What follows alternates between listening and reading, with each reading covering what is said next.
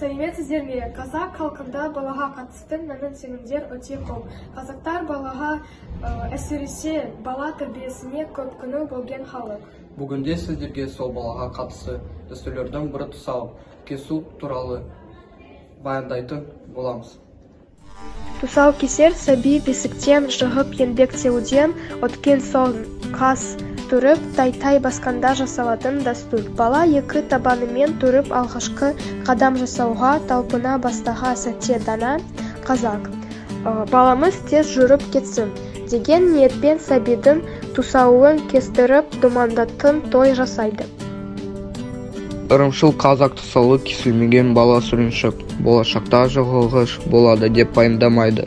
Ал тұсауы кесілген бала біреудің ал жұбын аттамайтын адал, жолы ашық азамат болады деп санаған. Сондықтан қас тұрып тай-тай басып келе жатқан баланың тұсауын кесу бүгінгі күнге дейін жалғасып келе жатқан ескі дәстүр. Тіпті бұл күнге орай кішігім думанды той жасалады.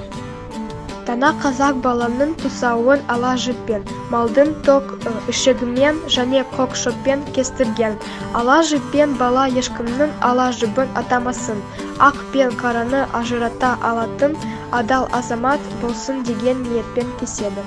Бір қызығы, қазақ халқы баланың тұсауын жайбасар, сүріншек адамдарға кестірмейді екен.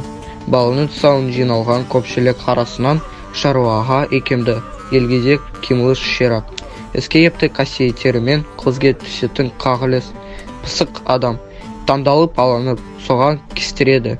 Болашақта бала сол адам секілді үлге тұтарлық азамат болсын деген ниетпен пысық адам таңдайды. Міне тарихы мен танымы терең қазақ халқының осындай салт-дәстүрі қандай керемет десеңізші.